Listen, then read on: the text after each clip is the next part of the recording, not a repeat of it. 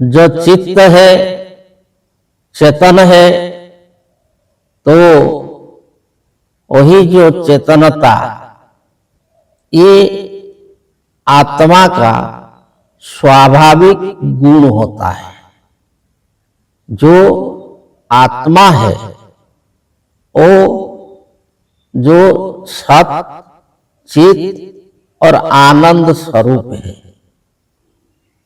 आत्मा कहने से ही वहां सत, चित और आनंद वो स्वाभाविक रूप में जो प्रकाशित होता है। सत का मतलब जो स्थायी, जिसका कभी भी किसी भी प्रकार के परिवर्तन नहीं होता है। और चित्त का मतलब जो चेतनता, अनुभव करने का शक्ति और आनंद, तो वही जो स्वाभाविक गुण है। तो चित्त जो है आत्मा का ऐसा जो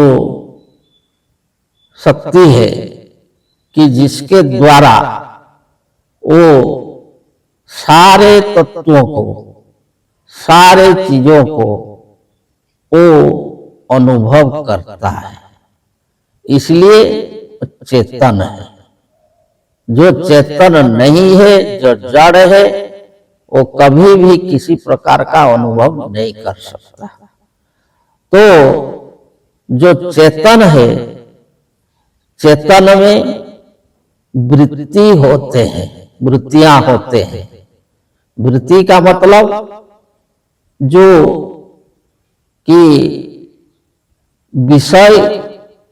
विषयों को अनुभव करने का जो प्रक्रिया, रूप, रस, गंध, शब्द, स्पर्श, जो 5 विषय है, ये जो पंच तत्व संसार में, तो इसको जो है अनुभव करने का जो प्रक्रिया है, ये वृत्ति है।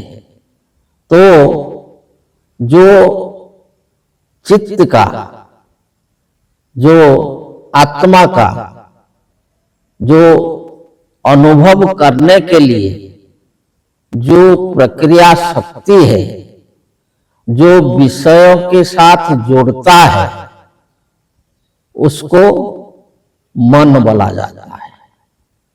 तो ये जो मन है, जहां चित्त है वहां मन है। और आत्मा जो अपनी जो चित्त शक्ति, जो चेतन शक्ति का जो मन के द्वारा ये सारे विषयों को अनुभव करता है और इसको जो है अपने जो व्यवहार करता है। तो जो ये जो चित्त का रूप है, इसको कहा जाता है वृत्ति सारूप्य। मतलब कि जो मन है ये सब समय वृत्ति सारूप्य होकर के रहता है, कि जो वृत्ति और विषय, ये विषयों को लेकर ही ये रहता है सब समय। तो जो अपना जो मूल स्वरूप से वो जो मूल स्वरूप को वो जान नहीं पाता है, अनुभव नहीं कर पाता है।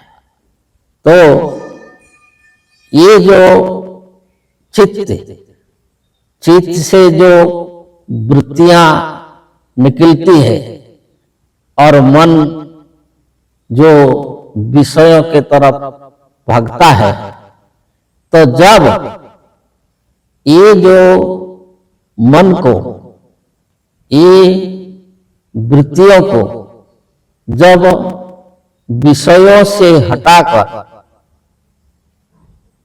उनको जो निरोध कर दिया जाता है, अर्थात भागने नहीं दिया जाता है, विषयों के तरफ जाने नहीं दिया जाता है, उनको जो है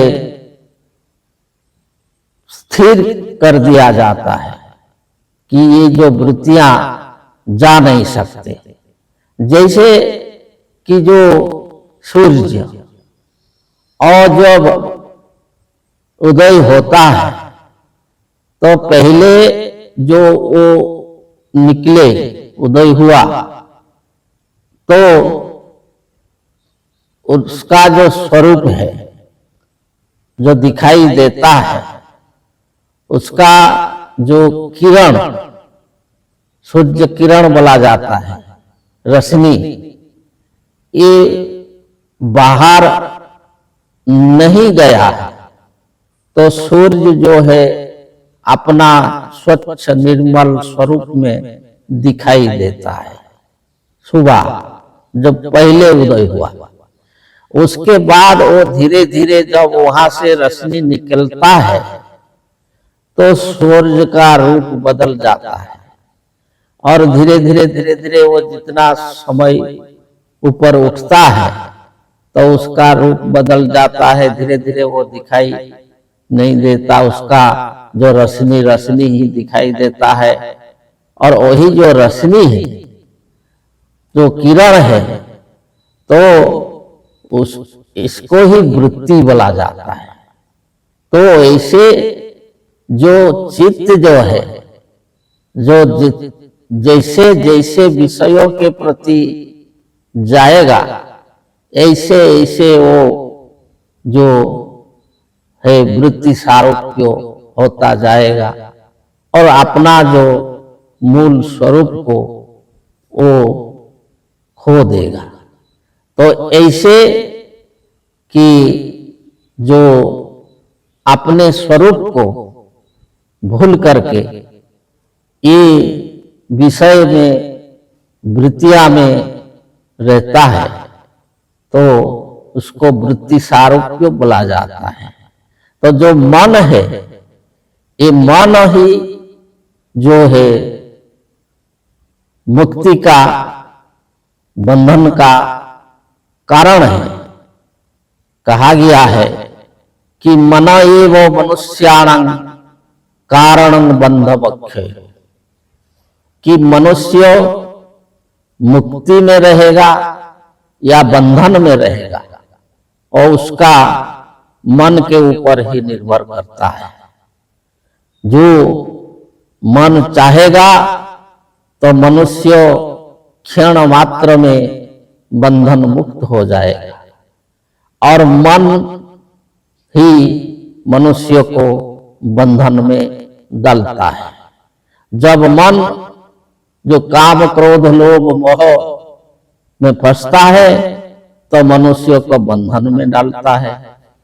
और मन जब अपना स्वरूप के तरफ चिंतन करता है और आत्मस्थ होने के लिए, अपना स्वरूप को जानने के लिए जो चलता है, तो वो मुक्ति के रास्ते में चलता है, वो मुक्त होता है। तो यही जो है कि चित्त का जो वृत्ति है, ये वृत्तियों को निरोध करने से योग होता है। कौन सा योग? ये समाधि योग। जो योग शब्द जो समाधि को प्राप्त करने के लिए, जो अपना स्वरूप को प्राप्त करने के लिए है, तो इसलिए पहले जो है चित्त का वृत्तियों को निरोध करना पड़ेगा। आगे बताएंगे। जय जय।